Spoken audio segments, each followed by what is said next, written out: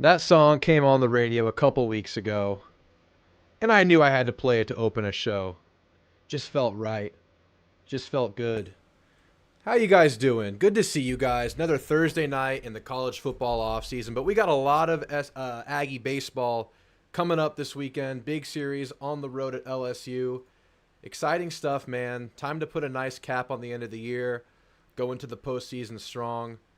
It's just crazy good times for Aggie baseball. Just enjoy every moment. I'm going to keep preaching it. Don't take any single game of this team for granted. We might not see anything like it again for a long time. This is one of those awesome runs. So just enjoy it, guys. But of course, I'm going to find some Aggie football stuff to talk about like we have to on this show. The transfer portal window closed. So the pool of players are set for Coach Elko and the Aggies to choose from for the end of the spring window. And we heard in the Brazos County Club Coaches Night, that is a mouthful to say, I got through it. But he said that they were going to continue to be buyers through this portal. It's not even the window. I don't even know what to call it. Through the portal, whatever you want to call it. There are guys out there. We know there are a couple of areas of need on the A&M roster. And I want to highlight those today. I want to talk about a couple of potential guys that A&M could fill out that wide receiver room with. For a lot of these guys, there's not much intel out there. And I kind of chose some guys who aren't narrowed down. There are a lot of players out there who would be promising for A&M, but are either transferring out of SEC schools, wouldn't really be pertinent to A&M, or have already narrowed their list down. So I want to talk about those guys, maybe talk about the nose tackle room. It's pretty slim pickings out there for nose guard. Of course, another area of concern going into A&M next year. But there are a lot of really good players here now, and I feel as though I have neglected a couple of the late portal additions. So I want to go through some of those names. The last four guys that A&M got in the portal, I feel like Drew hasn't given their fair shake. So I want to talk about those guys at least quickly and talk about where they could potentially slot into this roster as early as next year. Because I think the last four players that A&M got in the portal could be guys as soon as Notre Dame game next year, even though we didn't see them in spring, even though they're just going to be enrolling here now, here shortly in summer, most likely. I think these could be important guys. So I want to quickly go through those guys as well as highlight some guys that A&M should be targeting or maybe are targeting that we don't know about yet. Elko might be moving like lasagna in silence. All right, guys, let's say what's up to everybody in the chat. Thanks for being here. Like and subscribe if you haven't done that yet. But I see a lot of regulars here. I see a lot of familiar faces. So thank you all for being here. You guys are the regular crew, and we're just going to go through this offseason. We're going to tackle it head on. Rangers King in the house. Good to see you, Max. He says, and now I get to ask you how everyone is feeling about Phelps, the transfer portal basketball player A&M just landed from SMU. We'll talk about that, I'm sure, when you call in, Max, so I'm excited to talk about that with you. John Peronian here. Howdy and Gig'em. Good to see you, as usual, John. Some folks are also starting to test my nerves on this Keelan Russell stuff. Folks forgetting who we are. Look, man, when Bama comes knocking, I would get a little bit nervous, right? Maybe you can convince me otherwise, Max. I can't wait to hear from you, man. Rolly, good to see you as usual. What's up, my friends? Gig'em, good to see you, Rolly. Teresa B, another regular. Good to see you, Teresa. Jeb in the house. Yes, sir. Journey, great band. Yeah, that was totally Journey, Anti-Ag. Ilse, Gig'em. Gig'em back at you.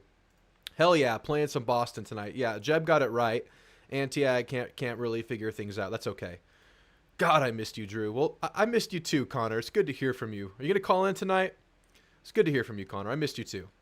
Music on point as always, brother. Good to see you, Rolly. Good to see you. David Franz in the house. No Rattling Bog, son. I'm disappointed. I'm sorry. Did you want me to play Rattling Bog? Or is that a lyric in a song? Because there's a song called Rattling Bog. Is that what you wanted me to play? Tell me, David. I'm pretty ignorant. Makes me feel young again, Drew. That's my generation's music. Some Led Zeppelin, maybe some Stairway to Heaven. Elko could be our Stairway. It seems like it, huh? It seems like we're on the ground floor here. We're kind of taking some steps up, so we'll see how the season shakes out. But, man, if we're feeling good, I'm going to play you some Led Zeppelin Stairway to Heaven in honor of Coach Elko. It's going to happen. Fun fact, neither A&M nor LSU has ever swept each other in a weekend series. That's hard to do on the road, man. It's hard to do on the road. It's hard to sweep anybody in the SEC. So I know LSU's having a disappointing year, but it'd be crazy good to do it. This is the time to do it. Let's get it done. It'll feel great. Beat the hell out of the Kittens. I am enjoying Aggie baseball. Aren't we at 85 Scully? Yes, but I think things can still happen. Possibly. I mean, cuts are probably happening. Players are going to be asked to leave. I think that may have happened behind the scenes. We don't know for sure, but yeah, we're above. But a lot is still there to happen. Aggie baseball team is special. 87 scholarships. Yep. Thought a few more guys would transfer out, and they still could. They absolutely still could. We still need to add pieces. Well, we need to add a receiver, right? If we're going to add one, it's got to be a receiver. I have a couple of names that excite me, but we'll have to see. We might not, and I'll talk about that scenario tonight too, if we don't do anything else. Truffle Shuffle, good to see you, man. Been a couple of weeks. How you been, Truffle Shuffle? Happy to have you. I may call. I'm working on an essay for my final. Oh, is it that time? Is it that time right now? Yeah, the song in honor of Aggie baseball. Okay. Guys like Josh Pitt are really high on A&M, or high on Elko right now. Yeah, a lot of guys who normally aren't high on A&M are at least cautiously high on A&M right now. I listen to a lot of Cover 3, and they're hesitant to do it, but they want to call A&M one of their sleepers going into next year. Don't do it. Just don't do it. Let it happen. Don't call A&M a sleeper. Come on now. Yes. We'll do it, Teresa. We'll do it. Yeah, I guess I'm ignorant in the world of the Aggie baseball anthem. I'll play it next time. Or maybe I'll play it at the end of this song. At the end of this show. I'll play Rattlin' Bog at the end of this show, okay? All right. Finals week. Good luck, Connor. Good luck. Okay, guys, let's get into it. Actually, I have a couple questions for you guys. You're kind of already doing it, but if there's anybody out there that you think A&M should be targeting, let me know. It's probably a receiver, because that's all that's really out there. There really aren't a lot of defensive tackles out there that I think A&M would be looking at. But you probably need a receiver, and if you go in, you're already at 87, go in at 88, see what happens. I don't know if you can do it, but I'm going to look at it, and I'm going to tell you guys some names. But tell me anybody you're looking at. I don't know if there's anybody really there, but yeah, you let me know. And then finally, if you watched my last show, I talked about some players who have important off seasons ahead of them, players who are maybe entering bigger roles going into next year, players that may be stepping up. Like Truffle Juffle just said, Packers drafted Edge Cooper, and he's excited because those are his Packers. Well, that's great for the Packers, not so great for A&M. There's a big void there. Tell me if there's anybody there who you're looking at to have a big offseason, like a Damian Sanford, like a Scooby Williams, who looked good in the spring game. Those are the kind of guys I think have very important offseason programs ahead of them. And with Tommy Moffitt at the helm, we can be excited about that.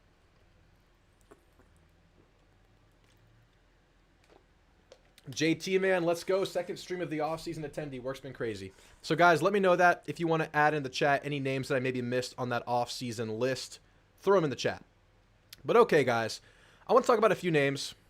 A few guys out there that A&M could be targeting at receiver specifically. I'll quickly touch on defensive tackle. But Elko mentioned in that coach's night that they are still going to continue targeting in the portal, and that's knowing that they have more than enough scholarship players. They're over the limit. They're at 87 out of 85. Couple of guys. I'm going to pull up the list of uncommitted portal guys right now for you guys to look at, just as a visual aid. So Elijah Badger's not happening. He's already narrowed down, I think, to Arizona and another school. Raymond Cottrell, interesting name. No. Plus, it's an SEC. Yeah, it's just not going to happen. He was already here. SEC, no. Joseph Griffin Jr., pretty interesting guy. He doesn't have any kind of narrowed down list. Not a lot of intel on where he's eyeing in the portal right now or who's looking at him. He's a guy that, as a true freshman, put up a little bit of production last year at Boston College, about 300 yards. He's a big-bodied receiver, can high point the ball. He's a guy that can maybe step in and fill out the tail end of the rotation at receiver next year. He's a guy I would keep an eye on potentially. Like I said, not much intel out there about him, but he is available. And then another guy that I'm kind of excited about that's not really on this list. You can look at Carmelo English, Travaris Dawson, who looks like he's going down in competition based on the places he's looking at. Armani Winfield's a guy out of Baylor who you could be looking at but has no previous experience really. But a guy out of FCS that is actually pretty exciting is Eli Green. And this is a whole article here. I guess I'll just skim through it with you guys. But basically, he's like a 5'11", 190-pound receiver out of North Dakota State. And he was poised to be a really, really important player next year in their division. And let me see if I have his stats pulled up. 45 receptions for 877 yards last year with 19.5 yards per catch. He would come in as a very mature redshirt junior. This is kind of my number one wish list guy right here is Eli Green. It's a long shot. There's no intel on who's looking at him. I think he entered the portal pretty recently, maybe over the last April 29th, it looks like. So this is a guy to keep an eye on. I'm not really sure if we're going to be pursuing this guy, but knowing the needs, this seems like candidate number 1 to me. I know he's stepping up in competition, but he was extremely productive there in his first year as the starter. And that's a guy that I'd be willing to take a chance on, just knowing how thin the room is. So I was looking through some forums, and tread lightly if you do this. Tread lightly if you're looking through the forums. Don't take anything you read as gospel. But there are people out there saying the receiver room is okay as is. Does anybody in the chat feel that way? I mean, there's a very good chance we go into next year with the receiver room being as is, but I would feel much more comfortable adding at least a guy. And it sucks that we missed out on Lambert Smith and Sam Brown. You wish you would have had them, and the fact that A&M was heavily pursuing those guys down to the bitter end tells you where they're looking and probably still looking. You need a guy. You need a guy, because I'm not comfortable going out there having to rely on, well, let me back up. You're taking a chance if you're going to have to rely on Tease and Isaiah Williams, 2 very unproven players. And, of course, that's going to happen in college football. But we haven't heard the rumblings that you typically hear for breakout players from either of these guys just yet. It's still very early. So I would feel a lot better if you go out and you get an Eli Green, for instance. So that's candidate number 1 for me. Let's see what you guys are saying in the chat.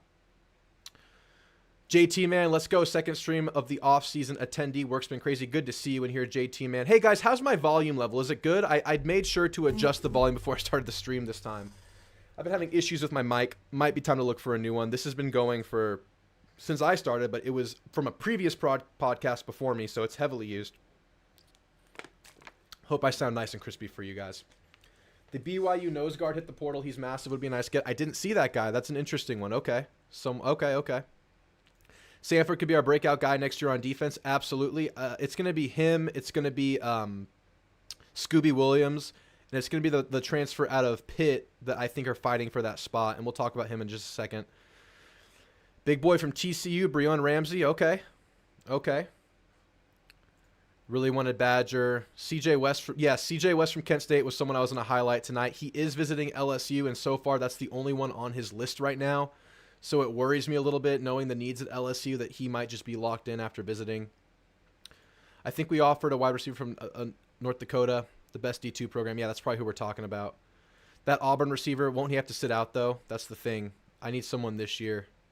But yeah, I think so. Jordan Neighbors from Baylor. Okay, that was a guy I was looking at. I briefly mentioned just now. Sure.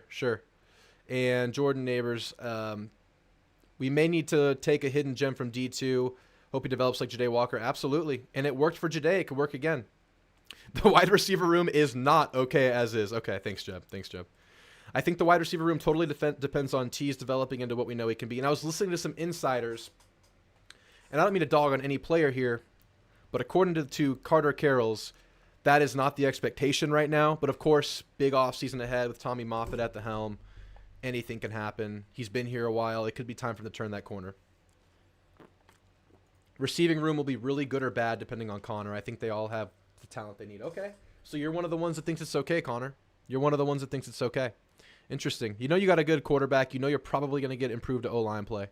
Truffle Shuffle says, I like the room. Would be nice to have another in case of injuries, but I'd get sick of getting kids and they leave. It never ends. I know. That's the rough part about it, right?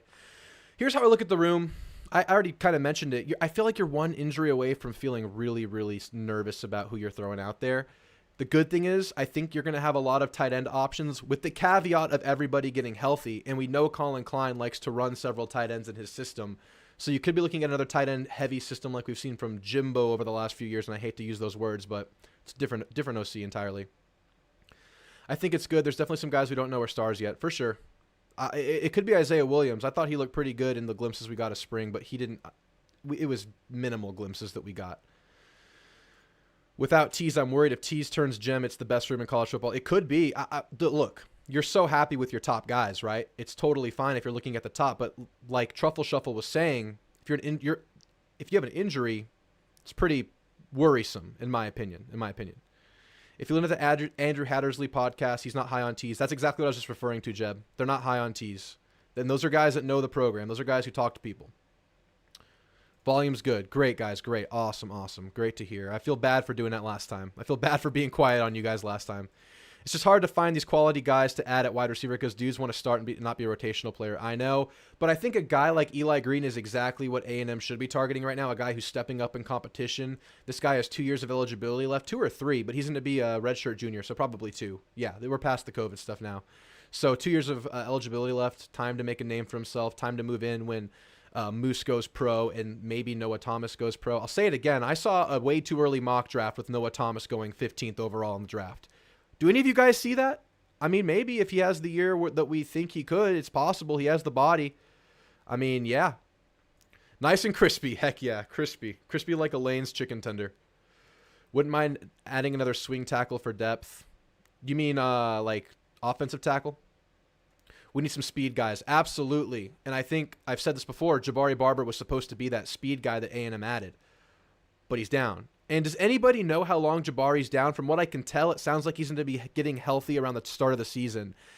And we've seen with that doesn't necessarily mean you're going to be ready for the season. I think Ruben Fothery comes to mind. He kind of got healthy during fall camp last year, but never got healthy enough to play. But he played mop-up duty, just not healthy enough to be like a rotational guy, get back to form. If our O-line's above average, then the receiver room will be just fine, similar to the 2020 season. Sure. And I think we have a great running back room, so you could have a great running game and just build off of that and maybe rely more on your tight ends. O-line's the true crux. All right. Matt Dickerson says, love the videos, Drew. Thanks, Matt. I'll try to keep them up. It's getting harder, guys. Creating this stuff in the offseason, it's my first time, like, being an offseason content creator. It's definitely a lot more difficult without hardcore source material, so that's hard for me. But anyways, nothing yet. Maybe move Jalen Henderson to receiver for now. Maybe. I'm going to quickly touch on defensive tackle, and nothing I really saw stood out too strong for me. Nothing too great, in my opinion, out there. But some of you guys are mentioning, like, the BYU guy, the TCU guy. You're not mentioning Dominic Williams, a different TCU guy y'all just threw out there. So I think the book is pretty much closed on Derek Harmon or Dominic Williams. Would have been great, but it sounds like these guys are narrowed down to go elsewhere. Now my eyes are set on CJ West. He is visiting LSU right now. I think he's the perfect mold for what we need right now. But right now, I would call it a bit of a long shot to get him. So I'm just gonna just lean on you guys here and hope that there's someone out there that we're not looking at yet that can pop up. Maybe a D2 guy, but a D2 defensive tackle, I don't know about that. So let me know if I'm missing anything here. These guys are all, I would say, undersized defensive tackles that are on this list if you're looking at it with me. I think A&M's set on that kind of hybrid build, 300, 285 to 300 pound defensive tackle that can kind of pass rush a little bit. I think A&M is totally fine there. It's just that run clogger. It's just that guy that can go in there, that McKinley Jackson, that Isaiah Rakes that you can throw out there. Now you have Albert Regis. And does anybody have high hopes for Samu Tamu Amupepe next year? I mean, I've heard he's down to 350 pounds. He definitely came in too heavy to be a reliable down-to-down guy. I have a feeling this is the year we see him in those situational moments, like on goal line packages or short yard packages. I think he might be there this year, but as far as just like a first down guy you throw out there to clog some running lanes, to occupy blockers, to mess up the running game, I don't know if Samu's there yet. So maybe you guys can fill me in there. If you have that, and he's taking a step forward, I think I would feel pretty good there going into next year as is. So we'll see. We'll see. All right. I'm going to transition into maybe some names that I have, definitely me. You guys haven't overlooked them. You guys continue to remind me about these 4 players that I consistently forget to bring up. It's because they're the most recent transfer portal additions. I've been a little distracted by spring ball. You know me. I live in Saturdays in the fall, even throughout the off season. I'm not a hardcore recruiting guy. I'm into the portal right now because we just got a glimpse of the team. We know what the team is, and I want to see what the team looks out come Notre Dame game next year. So some of these guys flew under my radar. I'm not going to lie, and we've mentioned them in some shows recently, but I'm going to talk about them. These 4 guys right here. Kalinu Fayu, we're going to go with that. Solomon DeShields, Shane Calhoun, and Josh Celisar. So Fawi, we're going to go Fawi here. I think I'm going to call him Fawi. You guys have talked to me about him. I brought up Mark Naboo as a guy who needs to have a really big offseason because I think he's potentially the center of the future for A&M. But I think Fawi might be dropping a Lee Corso here and saying, not so fast, my friend. This guy won the starting job 4 games into the year last year. He's a beast. He comes from Kyle Whittingham's system, a guy that they're known to have solid offensive lines at Utah. He's huge, 6'3", 325 pounds. This is a guy that's going to fight for the starting center position next year now that I've looked into him and now that I've digested what he is. This guy is going to battle with Mark Naboo, and it makes sense that Bryce Foster's gone now. And I finally put it all together, and this guy's a contender. So I apologize, Fowie, for overlooking you. I was not familiar with your game. Solomon DeShields. This guy's also going to contend for a starting spot next year, and I have hinted or predicted that we're going to see a little bit of a diverse rotation at linebacker next year now that Edgerrin Cooper's gone. I think Solomon DeShields is a guy that could potentially be starting week 1. And that's after seeing Scooby Williams have a solid spring game. That's after knowing Damian Sanford's progression and seeing how his body's transformed and seeing glimpses of him look good in the spring game. I think Solomon DeShields could be that guy. He's an experienced linebacker. Let me see. 58 tackles, 27 solo tackles at Pitt last year. I think he was tied for 3rd on the team with those numbers. This is a guy that's going to come in and compete. So also to you, Solomon DeShields, I apologize. I was not familiar with your game. You're going to come in and you're going to compete for a starting spot at Texas A&M next year. That's my bad. Shane Calhoun. So I talked about recently how Theo Mellon-Ornstrom and Jaden Platt have a long way to go in the world of blocking. I think we saw in the spring game that these guys are not ready to block SEC defensive ends. And I don't think that's a bold statement, and I don't think that should be surprising knowing where these guys are in the trajectory of their careers. I think they're both maybe project guys, especially the Swede, that you needed a few years to cook, needed a few years to develop, and this is going to be a very important offseason for them. But when you have Shane Calhoun, who is a very experienced tight end out of ECU, sounds like he's going to compete for a rotation spot on the team. You have hopefully Donovan Green coming back healthy this fall. And then you have Watson out of Fresno State, who turned heads in spring. We didn't see him in the spring game. I would wager those are your 3 most utilized tight ends next year, with Platt and the Swede having upside as like those back-end rotation guys. Colin Klein has used a deep rotation at tight end in his time at offensive line. He uses multiple tight ends at a time. But Shane Calhoun could be a guy that comes in and maybe is tight end 2 next year. Very experienced. He's been around for a long time. 33 starts in his career. Through those 33 starts, 63 catches for 594 yards. From reports, very up and down player, but a player whose best ball could still be ahead of him. He brings in maturity. Sounds like he's expecting, based on a recent interview with 247, he's expecting to compete for the starting spot, if not a rotational spot. So Shane, I apologize, sir. I was not familiar with your game. You are going to contend for a rotational spot at Texas A&M next year. One more name before I get back into chat with you guys. Josh Salazar. And this one happened, I think, early spring, and I think I briefly touched on him. In his recent interview with 247, it sounds like this man is not afraid of competition. He knows what he's entering in. He knows the defensive end room that he's jumping into. This guy kind of projects as a strong side defensive end. I would say A&M is more bountiful in the weak side defensive end position right now, so I think there's a more clear path to playing time for Josh at strong side. They're going to mix those guys around, so strong side, weak side, that line's going to be blurred, I think, based on the packages that A&M puts together next year. But through 4 seasons at UCF, appeared in 50 games with 39 starts, tallied a combined 156 tackles, 24.5 tackles for loss, 8 sacks, 5 forced fumbles, 3 passes defended, and an interception. He served as the team captain for the last 2 years. So you're getting a very mature, seasoned, experienced player in Josh Salazar and in all 4 of these guys.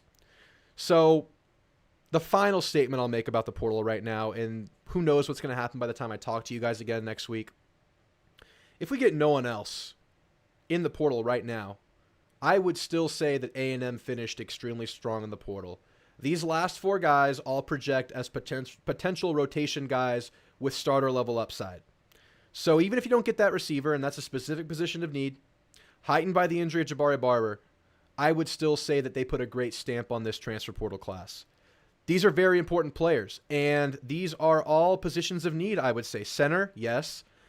Linebacker, yeah, sure, you're filling in for Edge Cooper. I know you feel good about that room and guys stepping up, but you need the guy to go out there versus Notre Dame. Could be him. Shane Calhoun, absolutely a position of need, especially with Donovan Green being uncertain and Trey Watson. Is it Trey Watson? And Watson going down. And in my opinion, the younger two guys needing some more time to develop. Shane Calhoun was a much-needed addition. And Josh Salazar is a guy who maybe you didn't need, but a guy that can absolutely go in there and compete and play. So good job, Elko. I was familiar with your game, but you just confirmed it even more after I looked into it a little bit more. So we hope for the receiver. We hope for the nose guard. I'm still happy. All right, let's check in with you in the chat, and then I want to show you guys a little video that excites me a little bit, and this isn't related to Aggie football.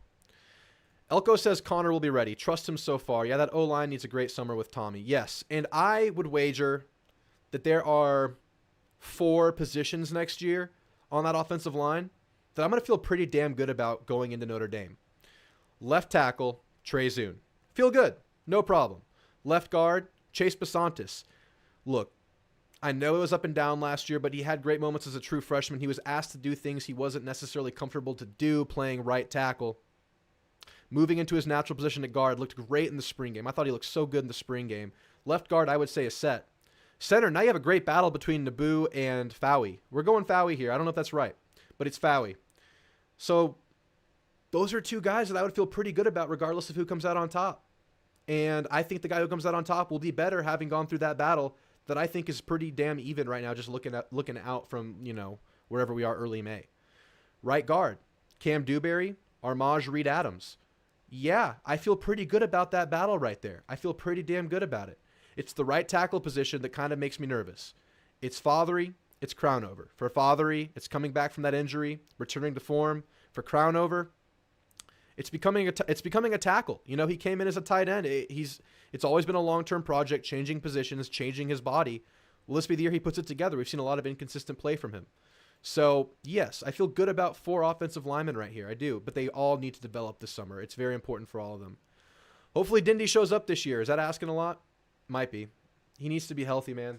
He needs to be healthy. Every time we've seen Dindy out there, he's moved guys around. That's exactly what we need, is a healthy Dindy, a progressing DJ Hicks. Absolutely. I think it's a real possibility we see Bussy get some snaps at receiver before Barber comes back. It's a very, very good point, and I think you might be right. And I think if Barber comes back, at least in a meaningful stretch, it's going to be a few games into the year, right? Based on what we've heard, the minimal information we've had.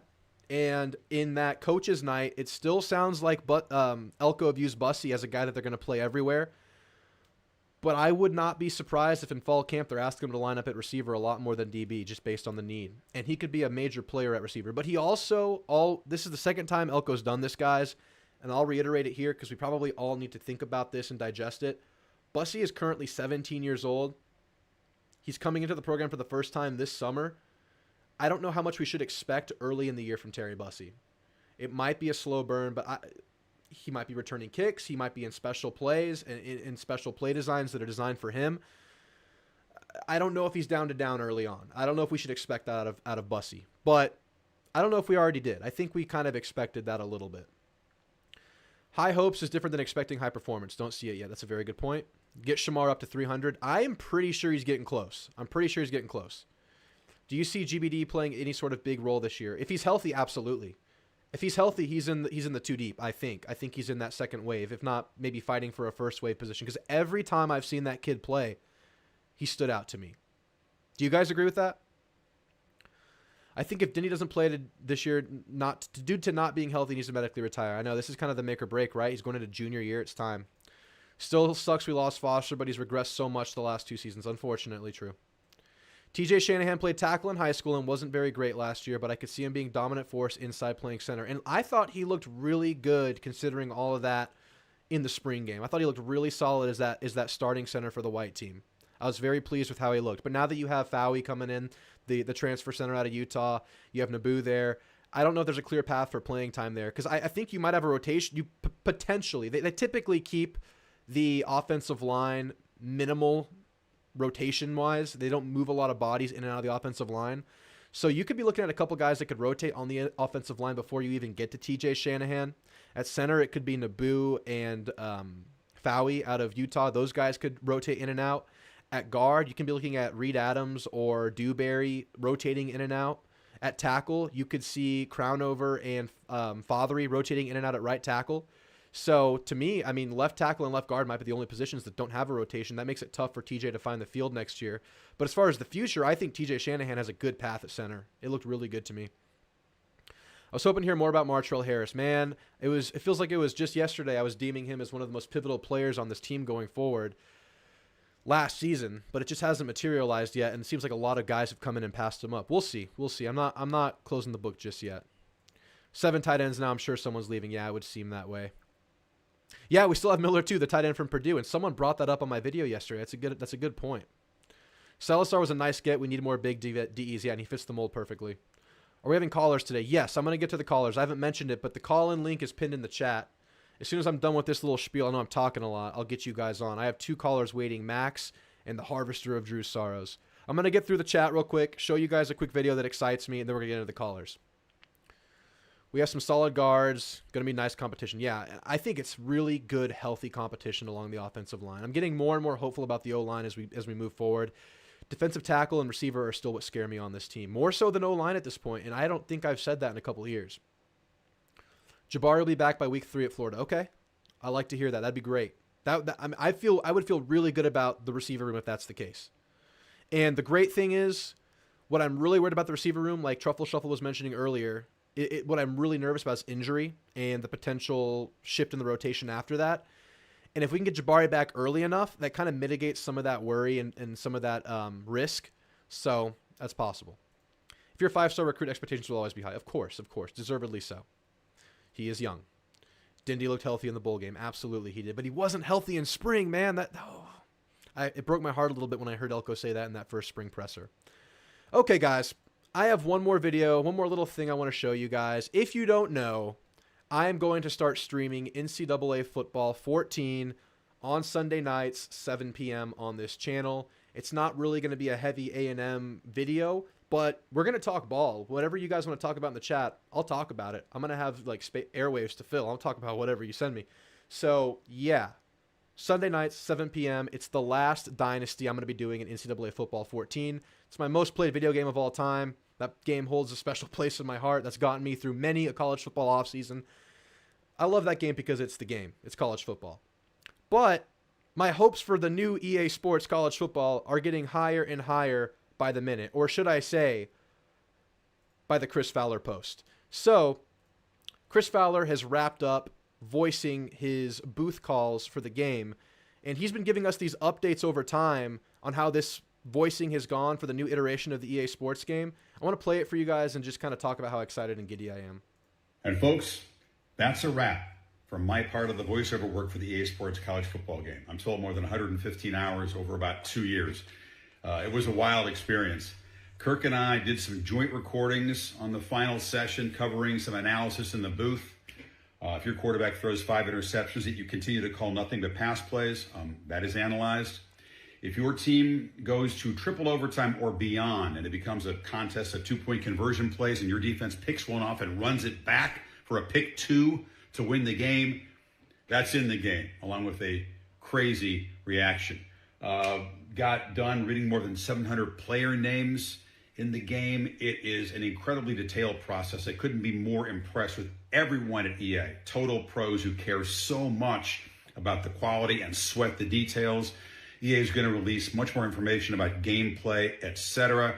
Cover athletes, I know, before the end of the month, so keep an eye out for that.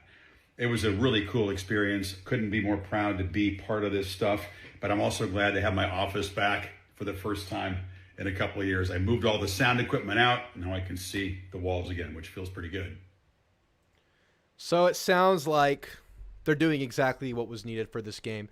And this is one of many. He's talked about how they've really emphasized the sounds of the game, the atmosphere of the game. There are multiple booth combos you can get in the new game. So you might be able to get like a Gus Johnson and the other guy calling your game outside of just Fowler and Herbstreit. It sounds like they're checking every box. And what I've been saying about NCAA, if you've played the old game, I honestly love the gameplay. The thing that bothered me is the sounds aren't right. The commentating is really bad and dry. The uniforms aren't updated. I don't really care that much about the rosters. I'll fill in the rosters myself. I play Dynasty mode. But it sounds like they're doing this thing right. So I cannot wait to stream this game for you guys. Because for me, I play the hell out of this game in the months of June, July, and August leading up to the season because the hype is within you, but we don't have concrete college football stuff to look at very much. This game's going to pass some time for us, and I'll be streaming this game on Sundays going forward. I just want to express my excitement, guys. I had to nerd out here. I had to throw this out here for you guys. All right, we're going to get into some callers. Let me get into the last of the chat here real quick. Harvester of Juice Sorrows, he's back, yes. In my humble opinion, play Bussy early and often, get him acclimated to college ball. I'll combo that with, you're forgetting we are getting Terry Bussy this summer. He can play both sides. The DBs can move to the wide receiver room for his freshman year. Yeah, maybe I'm downplaying it, and maybe Elko's downplaying it on purpose because he has big hopes for it. It's possible.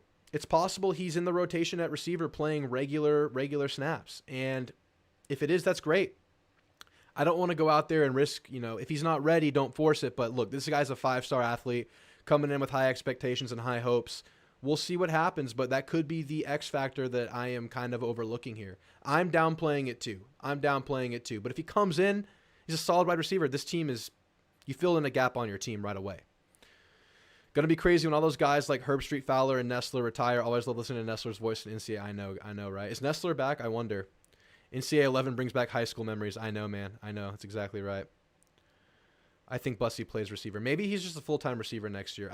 Based on the need, that sounds right, but I think they've already had the discussions throughout recruiting that he was going to play DB too. All right, guys. We have callers waiting. If you want to call in, click that link in the chat. You know how this goes. Drew takes pre-workout before the shows. Drew drinks 2 bottles of water before the show. I got to use the restroom. We'll be right back with the callers. Bear with me.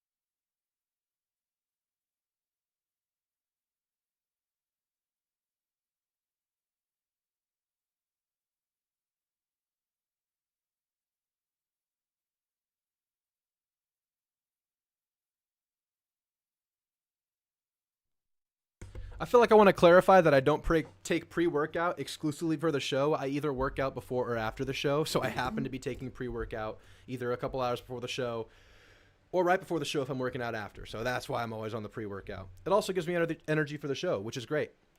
All right, guys, let's get into the callers and click that link if you want to jump into the show. Max, you're on with Drew. What is on your mind tonight, my friend? Hey, you can hear me? Yeah, loud and clear, buddy. Sorry. Give me a sec. I gotta tell someone on the phone. Oh, this man, no, you're not on the phone. You're on a very important nationwide show that features thousands and thousands of viewers in a multi-million-dollar studio. Yes, definitely multi-million. Yeah, we're doing it big over here, Drew. It's definitely not my spare bedroom. Yeah. With a pull-out couch behind me for guests. Hey, listen, the brand is strong, Drew, okay? The brand is strong. The brand grows daily. Okay. Anyway, they know now. Anyway, so I guess I'll lead off the show with the most pressing topic to me and to anybody who follows the men's basketball team. I've told you about Zurich Phelps, and now everyone else has said their piece about Zurich Phelps. How are you feeling about it now you've read what everyone else has to say? And honestly, I've been following what the general A&M feeling is on him because I feel like it just would be too all over the place. So I'll just let you try to summarize it. It's a good point. It's all over the place, and I saw your comment, so I actually went to the forums to get a last look at what people are saying. And I think everyone is still approaching this upcoming basketball year after the additions he's made in the portal with a high level of caution. I don't think anybody is getting too excited just yet. I think we're at the point where we're like, okay, we might not be a bubble team. Feels pretty good. This is a good addition, but once again, Buzz adds a non-shooter in the portal. This seems like something we've done before. So yeah, that's kind of where we're at. It's just like we needed shooting in Zurich Phelps. That's how you say it, Zurich. Yeah, Zurich. Zurich is not a shooter, though. I think he Nope. has upside in other aspects. Yeah, it's true. You have guys like this already on the team, so I think it's a good addition. Just like, and this is kind of echoing what people are saying, but it doesn't fill that specific need. So I don't. I think we're happy about it, but I don't think it's really moving the needle that much. I mean, if he breaks out, he moves the needle. I Well, mean, sure, even but you if can say that about anybody. But yeah, sure. yes, but I will qualify that with saying that if there's anyone who has breakout potential, it's a guy who was held back by things outside of his control with talent that's clear and underlying. Yeah. But at the same time, between his support with his teammates and the support with the coaching, and then finally, you know, him not developing his own, yeah, I guess, reading of the game, Right. all those factors coming in together, and of course his actual skill set, his jump shot. Yeah. You don't, all those factors together, and he just gets held back. But all you need is one coach who can just change that. Unfortunately, I don't think his jumper is getting fixed anytime soon by by Right. Buzz. But there are plenty of other things you can improve that can make him a really, really good player. And then maybe the NBA will fix his jump shot because that's happened before. Right, right. And if anybody here doesn't know who we're talking about, it's Zurich Phelps, the transfer out of SMU, has 1 year of eligibility left. I think, was he like y'all's leading scorer, 15 points a game? Uh, I believe he was our leading scorer. He was definitely our leading scorer 2 years ago, but Okay. last year I can't remember whether it was pretty close between him and Chuck Harris. Okay, okay. And Max here gave me a really good rundown. If you guys follow me on X, I echoed his words. He was the mystery source. Yeah, so just solid defender, great defensive upside, extremely long for a guard, can be a big time steals guy. Has not progressed as a shooter like you would expect out of a guy like him coming out of high school. I think coming out of high school, y'all expected him to develop much more of a shot as a outside shooting threat. Is that right? I mean, we expected him to be serviceable, and Yeah. instead he's been, a legitimate liability. Yeah, yeah. But not the best coaching, not the best development. Maybe a change of scenery is what a guy like this needed. And look, if you're going to give me a project in basketball, I want to start with length and if just attributes wise. This is not mentality wise, but length and defensive effort. Those are two things I would start with and build out from. But you only have 1 year to develop him. So it's not like we're getting a long look at this guy. Yeah, and add to it some length, you get some quick twitch athleticism, Sure. some hops. You got something to cook with, but you don't have a lot of time, so you better be getting on your Rachel Ray recipes first. Might be microwave time, In college, I could work the microwave like none else. I could make like a nice grilled chicken dinner with a microwave, so maybe we'll do that with Zurich Phelps. But I know you wanted to get some Keelan Russell stuff off your chest. Keelan Russell is the highly touted, I think he's like a high 4-star recruit, committed to SMU. But lately he's been turning heads and getting attention from some bigger programs, namely Alabama. What do you have to say about this? Okay, first off, nothing is guaranteed in life. That is my first philosophy, all right? So, sure, Keelan could up and commit to Alabama literally tomorrow, for all I know. But there are certain things that SMU can offer him that Alabama cannot, and two of those is number one, the staying in hometown part, playing in front of his entire family all the time for all his home games. And the second thing is any dollar amount Alabama throws at him, SMU will match with that like a snap. Like it's not an issue. Yeah. Like in fact, if I wouldn't be surprised if we try to raise it 20%, because we You're gonna counter raise it. no, literally like poker, where like you're calling like, nope, I'm gonna raise 20%. Yeah. So because we're not out here spending the biggest on our entire roster, because that's unrealistic and also somewhat unnecessary for the point of where we are in our transition as a program. Right. It doesn't make sense to spend the biggest on your roster when you're transitioning conferences, because there's already so much uncertainty going on anyway. Adding a massive roster payroll into the situation that's outsized is just going to add more like clashes and uncertainty, where you need stability whenever you're going through a time that's already unpredictable. But look, if there's one guy our donors are not going to allow anything within their control to be a reason why we lost a player, it is going to be a quarterback from Duncanville, Right. who we've held on to for so many months and who we've been recruiting for years, harder than and better than anybody else. Yeah. And then we especially are not losing him to freaking Lane Kiffin. Right. Like there are uh, some hotty toddy experts who seem to think that Keelan Russell, who already committed to SMU over Ole Miss, is suddenly going to change his mind now. No. Right. Good luck with that. Thanks for playing. Well, let me ask you And this. Oh, go ahead. Finish your thought. A&M has their quarterback. Texas has their quarterback. So the only place that doesn't have a 2 QB class going right now is Bama. And like if they were to add Russell. Yeah. So, and if you're Bama, like, come on, Keelan Russell is not exactly your only option. Right. Like, you could just get another one. So if you're Keelan Russell, do you feel uniquely valued by Alabama? Right. Well, what's this about him? I've read that he's turning the corner in his recruitment right now, that he's reaching new heights. That's why he's getting all these calls from these other programs now. What has changed? Well, he's getting older, more development, more offseason camps. He got invited to Elite 11. So I guess just more scouts are picking up on him. Yeah. Yeah. I That's mean, the thing, man. we always knew the talent, man. We always knew. I mean, just to play devil's advocate to hear your response, I mean, Kalen DeBoer and Lane Kiffin have done some pretty cool things with quarterbacks. Maybe he looks at the development there. But on the other hand, and you get to play in the SEC, of course.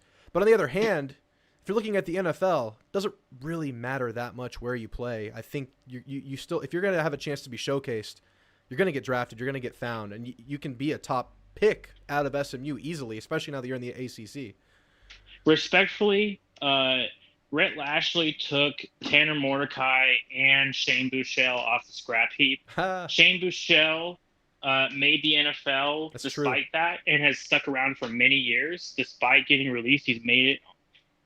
And this is despite the fact that he was completely cast off at Texas. Yes, he was. And then if you look at Tanner Mordecai, even though his end of his career at Wisconsin was not up to his standard, he still made the NFL because of the work that Rhett Lashley put in. So, and that's with guys that were highly rated recruits maybe back in the day when they were out of high school, but they were kind of on the island of misfit toys whenever they showed up on the hilltop.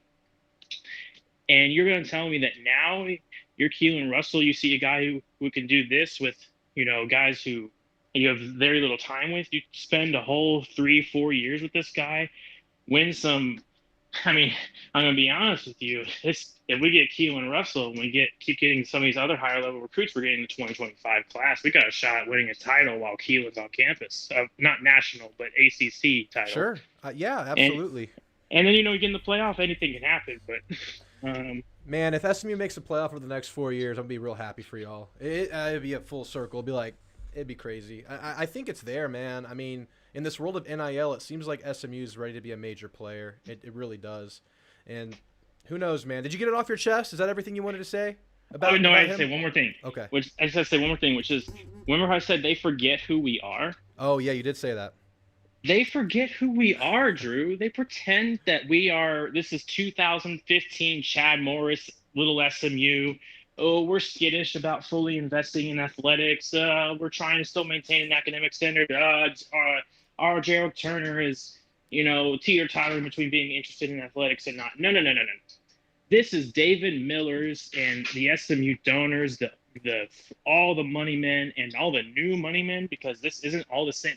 Most leaders are new people who weren't even there in the 80s. Yeah. Because they're way, way wealthier than those folks were in the 80s. And they got way more stable income. Man. So they forget who we are, and they're trying to look back at who we were. And we're about, no matter whether we get Keelan or not, whether he commits somewhere else or not, we are not looking back. So whether Bama wins this one, whoever else wins Keelan or not, people are going to understand at some point who SMU really is, because this is not no baby SMU program anymore. Get him, Max. Hell yeah. That's awesome, man. I'm glad you got it off your chest. And yeah, I hear you, man. The Pony Express is ready to pony up. What else you got, Max? The basketball portal and the football portal, there's just one brief note for you, which is, I don't think I told you at the time, whenever they passed the new rules, they also banned graduates from from entering the portal like anytime they want. Right. They got like an extra So day of a window. That's about it, right? They get like till yeah, May 1st or something. yeah. So and that's come and gone. So Yeah, it's done. as far as I know, there is not going to be any new portal entrants. Right. Although, I think the one way you might be able to clear up roster spots with some of these extra guys is if anybody's on like their fifth or sixth COVID year or whatever, Sure. and you're gonna be like, come on, man, you're eighth on the depth chart or whatever. Like, Yeah. I'm sorry, man, take your degree Yeah. and get out of Dodge. Exactly. That's what I'm saying. Like the pool of guys there, that's what you're looking at if A&M's going to add any last minute guys. So it's slim pickings, man. It's over. These rosters are set, man. It's kind of crazy. We're finally, this is like the stable time of year from now until like the December window, unless there are cuts, like you're saying. Yeah, this is it. Oh, we got to talk about one more thing. But speaking of portal, did you read the Deion story that came out this week? No, but I've been watching the Deion back and forth on Twitter. Is that what is it about this? It's related. Yeah, Go on. it's I'm related. excited. So there was a story that was published about how, like, the details of what Deion did whenever he kicked out all those players last year. Yeah. Homie, remember the Hard Knocks scene where the guy got it was their, I think it was Elijah Moore. It was the Jets' first round draft pick from like however many years ago. And he got locked out at Hard Knocks. He got locked out of the camp, except there was a mistake. Yep. Well, this time it was for real. So Deion, there were guys he kicked off his team who said, "Go into the portal, you're done." And immediately the next day, he kicks out their key card access to the locker room that has all their stuff in it. That's messed up. So he did that. That is, yes, he did. I want to show the video because it's a freaking hilarious video.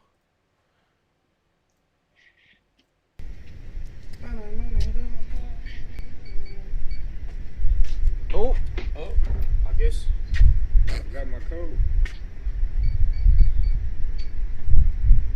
They ain't cut me. Yes, they did. they cut me. Oh my gosh.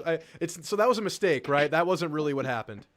Yeah, it was some kind of glitch or mistake because he was a first round pick. He's still in the Right. Jets now. So. Okay, yeah. That I was gonna kick out of that. So say it again. What exactly did Deion do to the players that was similar to this? So it was on purpose. So Deion, because he was cutting all those players, right? Yeah. He went to like a group of them, like I think it was like 5 in one day. And he was like, okay, y'all clearly aren't going to make it into the transfer portal now. I'm not even going to entertain you. If you try to stay, I will simply not pay any attention to you and you will never play a single snap. And so obviously they all enter the portal, and immediately upon them entering the portal, they get their key card access to the locker room that has all their stuff in it revoked immediately. Damn. Look, I don't know what he thinks Colorado is. I don't know what he thinks he's getting. I don't know. Why do you think you have the right? I mean, you have the right, but why do you think? Who do you think is replacing these 5 guys in Colorado that you're kicking out of the team right now?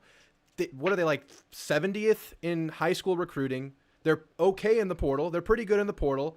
They're kicking guys out left and right. They went 4-8 last year, ended the year 1-8. I mean, it's great to watch. It's great television. But what kind of program does he think he has? I mean, it's just crazy to me. It doesn't make sense. It's like running. It's like if an NFL coach was also the GM and was and somewhat the owner and was just incredibly mean-spirited. And like the social media marketer and everything. Yeah. Well, that would be the mean-spirited part as well, is that he's humiliating these guys on social media. You saw what happened with that UTEP transfer. Yeah. Yeah. So I mean, he's demeaning. And the thing is, I remember how I warned you about some of the stuff that happened in Prime Prep. Yes. Yep. It wasn't as public and national attention because it was just a prep school in Dallas, sure. But there was a lot of stuff like this happening then. And anyone who's covered high school football in Texas could tell you all about what the crazy shenanigans that went on at Prime Prep, and it's just happening again at a larger scale with way, way more attention. It's crazy on these kids, man. It's crazy to see him turn on these kids and kind of like punching down at lower level kids that are defending these kids and punching down at fans. And obviously he's turned himself into quite the villain. Last year, I enjoyed watching Colorado's early run in the season. I made sure to stay up late. It was the only game on TV. I sat right here on the floor and watched all the late night Colorado games. And when I was on the way to the A&M games, I watched in my car. I had the game on, them playing TCU, that huge upset at the start of the year for them. And I enjoyed it, man. It was like weird and charming, but I didn't know what to make of it. And he's a character. He's Deion Sanders. I enjoyed it. But now I want to watch for the total opposite reasons. I want him to fail now. It's crazy. He's totally turned heel, and I think that was probably always him. He's just been in the spotlight enough now to where we're catching it, and that's just what's happening. And, say what you will, I think a heel is good for the sport, man. I think it brings eyes. I think it brings attention. I think it just makes the sport better, in my opinion. It's good to have a bad guy. It's good to have that. I'm fine with having heels, but I want it to be, just like an entertainment heel. Like Kevin Garnett was a heel in the NBA to a lot of people, but it was all for show. It wasn't like he was genuinely a bad person. Oh, are we saying Deion might be a bad dude? Yes. Oh, look at what he's doing to these kids, man. Yeah. This is genuinely being a bad person. Yeah. And then on top of that, like not allowing people who enter the portal to go into the cafeteria for the team to eat crazy. Food and stuff like that. Like, come on. Yeah. Like, come on, be graceful, be professional. And then on top of it, there's reports of him hiding practice film of players that entered the portal so that they would have a hard time getting a better spot once they left or whatever. All this shit is classless. That is not. It really heel. is. You know what? If you want to talk about a heel, Dan Lanning is a heel. He's a heel. He's intimidating. He talks down on people. He makes no bones about embarrassing you, but he does it. How about Lane Kiffin? And Lane Kiffin, but Lane Kiffin it's all about the football and all about the jokes. It's never about humiliating kids. True. That's a good point. Yeah, it's gone too far. I mean, still a heel nonetheless, but yeah, when you're starting to throw young kids under the bus, yeah, that's a problem. Or just being downright terrible to them, locking them out of cafeterias. Despicable, man. Yeah. Despicable. It's just despicable. And it's almost like he wants to, it's like a power fantasy. It has to be. Because, why would you act this way if you actually were looking out for these kids? I think this is the first time we've seen on a minute to minute, because this is all recorded, broadcasted, camera show every single day, every hour. It's like a broadcast of a coach being the absolute worst human being possible while getting by on his fame and money. Okay. And eventually it's going to burn out. Last point before I let you go, Max. I mean, if recruiting was struggling at Colorado before, who wants to send their kids to this? Who wants to go to this? Who wants to take part in this? If you slip up, is this the treatment you're going to get? I mean, come on now. This can't be. This doesn't help in any way. How does it help anybody? How does it help Colorado? How does it help Deion? How does it help Shador? It doesn't. It makes everybody look worse. All right, Max, any closing thoughts tonight? It's been great to have you. I just got one last one. Deion thing I'll get out of here, which is that one time they had an offensive line coach and Deion sit down with 5 offensive linemen at the same time. This was last season. And he just cut them all on the spot without even looking them in the eye once. Wow. This is soulless stuff, man. So I'm glad that in general, yes, all these cuts, these sorts of things are happening on every team. But generally speaking, these coaches know how to not look like a complete douche when they're doing it. And they try to help these guys move on however they can. Because they do, at least from a professional sporting perspective, and I hate using the word professional, but I mean, come on, it's where we're at this point. Yeah. They want to make sure these guys are looked after because it reflects on you. Yep. And that's all I got. All right, Max. That was good stuff, man. You have a great night. You too, man. Yeah, man. I don't know if I would say I was a fan of Deion, but I enjoyed the show last year. I really did for the first 5 games leading up to the Oregon game. Then I kind of fell off when the dream ended, but it was fun. And I enjoyed it. I wanted to see what happened next. I wanted to see what he would say. But I'm watching again this year for whole different reasons. I want that thing to go 0-12. 0-12. Catch up on chat real quick. Colorado is slowly becoming the villains of college football. Seriously, you can't be acting like that after 4-8. I'm usually all for tough love on players. That's definitely mean-spirited. Yeah, man. It's a really bad look in my opinion. Lane is the villain, immature, but I don't think he treats his players like that. Yeah, and I don't have... Okay, I was going to say I don't have ill wishes for Lane, but if they went, 6-6, I'd be pretty damn happy.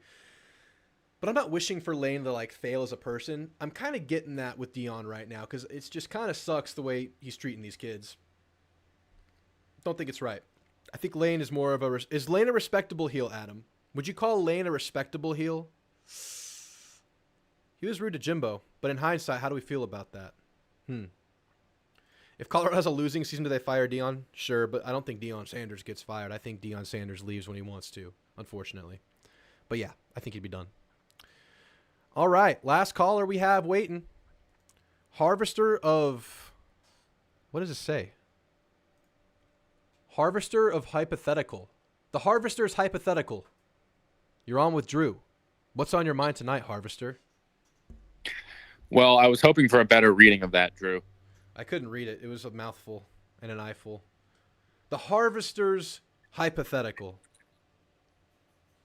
Well, let's just say, Drew, I'm going to have you think about something tonight. We're not talking about the portal. We're talking about A&M football in a different sort of way. But you're going to have to use your brain, and you might have to make a sacrifice. The brain part's going to be tough. The sacrifice is fine, but the brain part... This is a question of what you truly value, okay? Okay. Are you ready? I don't think so, but let's go. All right, I'm going to set the stage. It's night. You're sleeping. And you feel sweat, this cold feeling, strange feeling in the air. You open your eyes and you see a ghost. It's the ghost of college football. And he's come to ask you some questions to reveal much about your personality. He asks, are you ready to answer? What is your reply? I'm ready to answer, spirit of college football. Good. He presents you with a few scenarios. The first scenario, Texas A&M will become the Nick Saban Alabama of college football, winning national championships like Alabama did. Yeah, I want that one. But they will never beat the University of Texas in football again. Ever. No. Now, he offers you another scenario. You'll beat Texas every time you play them. And you'll beat Texas 70% of the time in every other sport besides football. 70%? Okay. But you will never watch the University of Texas A&M win a national championship in football. Ever. And right now, you might think this is a little extreme. You're questioning, ghost of college football, this is unfair. He says, okay, Drew, I'll tell you what. I'll give you another scenario. Give you another choice. There's a third choice. There's a third choice. I'll give you national championships in football. I'll let you beat Texas. Did you just turn a page? But you will never win a national championship in any other sport, and you will never beat the University of Texas in any other sport. Oh, damn. That's that's really hard, spirit of college football. You're a mean maiden. I respect that he's giving you something good, but it comes at a sacrifice. There's a give and a take. Well, look, let's break down these scenarios. Let's go backwards. So the last scenario, yes. A&M is the absolute pinnacle powerhouse of college football. We're going correct. Nearly undefeated every year, getting championships within every 3 years, beating Texas every year, never losing to Texas again. Correct. And things are great. You're talking about Nick Saban's Alabama for the duration of Coach Elko's tenure and beyond. Yes. However, we suck in baseball. We suck in basketball. We suck in softball, which we're really good at now. Tennis, golf, swimming, everything.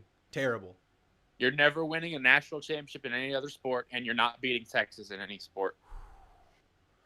Option B, you beat Yes. Texas every year. And maybe you're pretty damn good too, but you're beating Texas every single year. And you're beating Texas 70% of the time in other sports. That's However, correct. you are incapable of winning a college football championship. You'll never win. Okay. Option A, life's good. You're winning the championship every single year. You're getting to the playoff. Oh, no, you're not winning it every year. Getting to the playoff almost every year.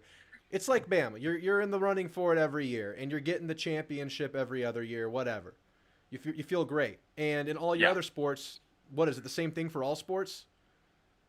That in this scenario, sports are just how they're going to be. They're unaffected. You wouldn't necessarily be good or bad. They're unaffected. Okay. This is Yeah. only a football scenario. However, you are incapable of beating Texas. You have to lose to Texas every year. There's going to be some miserable Thanksgivings. Oh, God, that turkey's going to suck. Okay. I'm going to eliminate. Can you repeat them again? I'm just kidding. Can you let's eliminate one. Let's eliminate Do you need a summary? give me a summary while I think. And I'm yeah. Okay. A, national championships never beat Texas. B, no national championships in football, but you beat Texas every year in football, and you beat them 70% of the time in other sports. C, beat Texas, win national championships, but you never win a national championship or beat Texas in any other sport. This is the second hardest scenario I've had on this show so far. For the new viewers here, I was asked at the beginning of last season if I kissed Jimbo and A&M went undefeated, would I do it? If I had to kiss Jimbo. And I said I wouldn't do it. I'm going A here, boys. I'm going A. I'm losing to Texas. Screw them. They don't have a hold on me. They don't have a hold on me. I don't care. I'm taking the success in college football every single year. And you know what? I'll just not watch the game. I'll just focus on my turkey. I'll become a Cowboys fan. I'll do it. That's not much better. So you'll just live in Texas, and you won't ever hear about the results of the Texas A&M game, I'll say don't care. Got the natty. even though you're don't care. dying on the inside. Don't care. Got the natty. Do not care. And I'm not sacrificing the success in other sports. I can't do it. I can't. I enjoy basketball, baseball, and I those are the ones I watch. I admire softball and the other sports. But come on, man. I'm not passing that opportunity. I'm not passing up door one. Come on. To be a Nick Saban-esque, going a Nick Saban-esque run in the world of college football, screw Texas. Screw them. So what's Texas doing? If we're winning it every year, Texas ain't winning it. They're going to be. Texas could be winning on the years you're not. It could be like maybe a Georgia-Alabama scenario where Georgia and Alabama can win. Nah, get them out. Get them out. Get them out. Get them out. Get them out. Get them out. Texas, no. So We're going A. We're the Kings. We're the Kings. We're the Kings. It's A. Yep. The spirit of college football. You left me with 3 choices, but one of them reigns supreme over the rest. I'm going choice A. Dude, Can I ask what your second choice would have been? my second choice. I think. Oh my God! Why are you making me do this? It's not an easy choice. Listen, it's not. It wasn't my choice. It was the ghost of college football. That's true. That's true. You're innocent here. You know. Oh my gosh! Sacrifice every other sport for football. I guess I would go with that. To know that I would never ever experience a college football championship, and we had no agency in that pursuit. I couldn't do it. But I'm not having to do that. That's not the drill here. I'm going A. That's not the drill here. You're really twisting the knife here, Harvester. You're really twisting the knife here, and you're really pushing it. You're really pushing it here, Harvester. Sometimes you have to make very, very hard choices. And I did. So if you were a true demon of college football or spirit or whatever you are, you would make me pick one, and that would become the one that I couldn't choose. And then I would have to pick between 2 and 3. That would be. The ghost of college football is not a demon. Okay. He presents you with, there's a pull and a push. Yeah. There's a positive and a negative. A yin and a yang. That's right. Well, is that it? I think it is, Drew, but I want to let you know something. I usually call in as Harvester of Drew Temu's Sorrow. You do? That's right. And I want you to know I'm going to call in in the future. But when you see the Harvesters hypothetical know what's coming. Be prepared mentally. That it's not going to be a normal call. You're going to have to make a sacrifice. You know It what? won't be the Harvester of Drew Temusaro. It's going to be the hypothetical man with his hypothetical questions. I'm shaking. You know what? I used my brain there. You're right, and I did not like it. I did not like it. I don't like what you just put me through. So every time I see that, I'm gonna get a little nervous. And it won't be every week, but rest assured, you're going to be scared before you do these shows. Is he gonna show? Because you're not. You're going to go in, and one day it could be next week, it could be a year from now, but he'll come back. Okay. I'll be ready. I'll be ready. This was weird, but I liked it. Good. I'm glad you liked it, and I will return. You have a very, very excellent night, sir. Goodbye. Goodbye. That was weird. I don't know how we follow that up. I think that's where we end the show tonight, guys. And I'm sorry if that was weird for you guys. That was weird for me, too. What the hell? But, guys, A was the obvious choice there, right? Bro, Drew, I want to watch the Aggies win the College World Series. I'll lose to Texas every year as long as we keep winning natties in football. Option A is the only choice. Good choice, Drew. Hell yeah, I'm taking the natties all day long. Are we dropping hypotheticals tonight? I guess we are. It became that. It wasn't the plan, but it became hypotheticals night. A is the only answer. Okay, John, thank you. Don't become a Cowboys fan. That just kind of slipped out. I was trying to think of another team that plays on Thanksgiving. I'll become a Lions fan.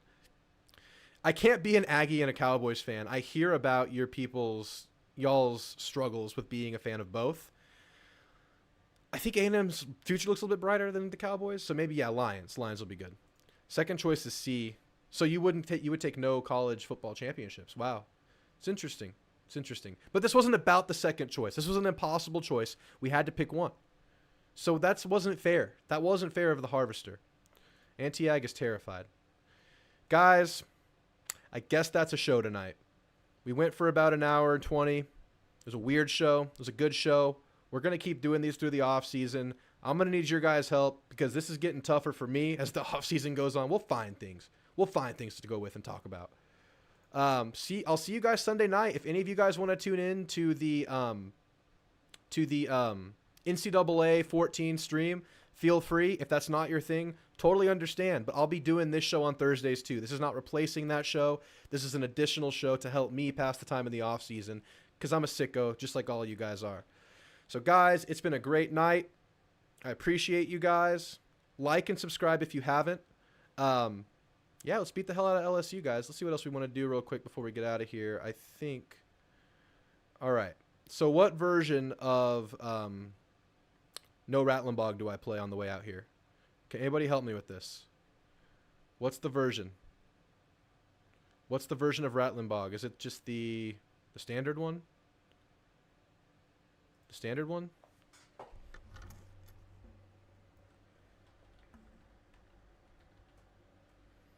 Is it this one right here?